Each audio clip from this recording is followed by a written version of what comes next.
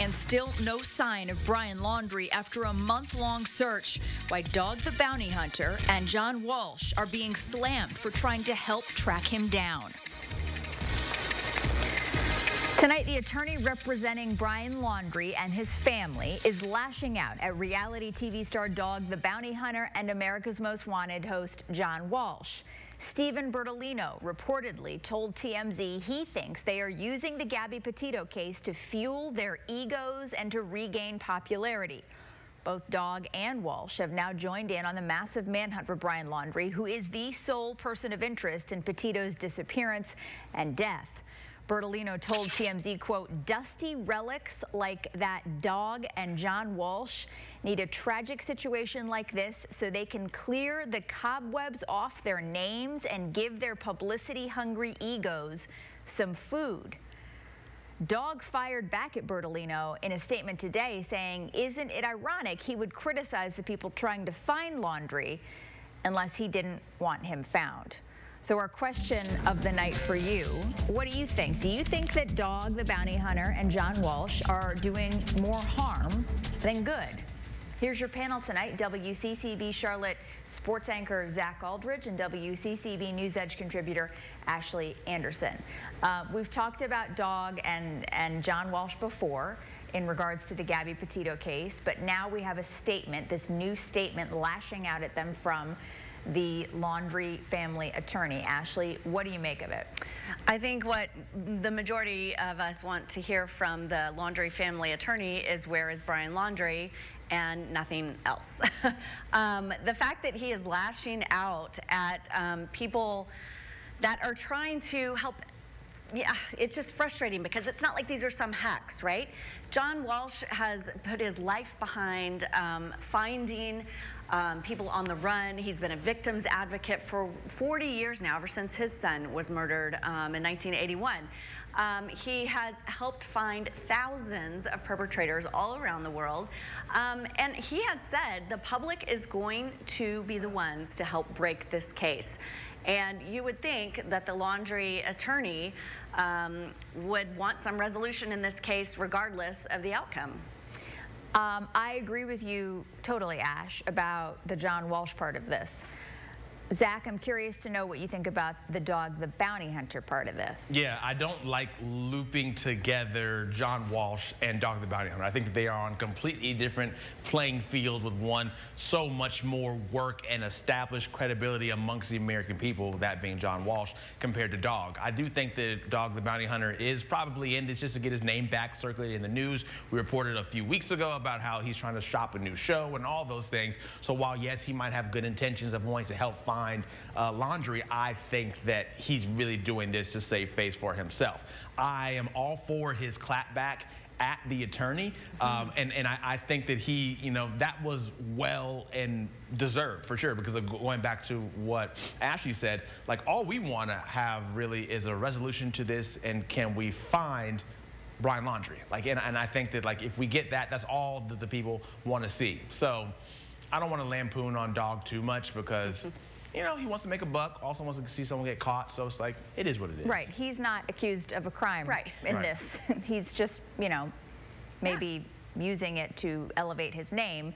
Ash, the other interesting thing is that John Walsh, I mean, he lit into Brian Laundrie and his parents really from the jump on this, and said in the very beginning, the cops are falling for the Laundrie story hook, line, and sinker, and they need to start looking elsewhere for where he might be. Yeah, and John Walsh also was coming down hard on the law enforcement at the very beginning, saying, why did they let Brian Laundrie out of their sight? He should have been under constant surveillance. Now, you know, law enforcement says, oh, he was under surveillance. Well, if he was, then how come he's missing, you know, a month later? And John Walsh has a really good point. He is frustrated, as the rest of us are, and he knows what it is like to have a child be the victim of homicide. And he, I think, feels no sympathy for the Laundrie family in this situation because they're not cooperating. Yeah. I keep waiting for the news to break, like, hey, Brian Laundrie has been found, or Brian Laundrie's parents are speaking. And I mean, obviously, you know as well as we do, there's been nothing so far. So hopefully they are able to track him down soon. Tonight, North Korea is using the hugely popular Netflix hit Squid Game to slam South Korean society. The fictional show depicts hundreds of people heavily in debt entering a game that has deadly consequences for losing, but the winner gets to take home a huge pile of cash.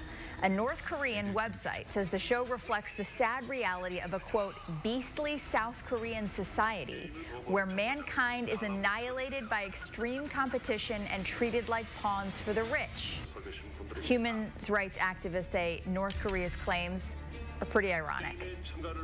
All of that that we see in Squid Games reminded me, frankly, of North Korea. It's about having no way out, being completely entrapped under extraordinarily adverse circumstances. Also, most people in North Korea likely haven't even watched the series. A new law there introduced in December calls for up to 15 years in labor camps for those caught accessing South Korean entertainment and theater, and threatens the death penalty for those caught distributing it. I think, you know, Ash and Zach, we've talked about this too, this wave of South Korean influence on culture and entertainment across the globe. And I think this is another example that speaks to the impact that Squid Game in particular is having, but South Korean culture in general across the globe, and how that makes North Korea highly uncomfortable. Mm-hmm.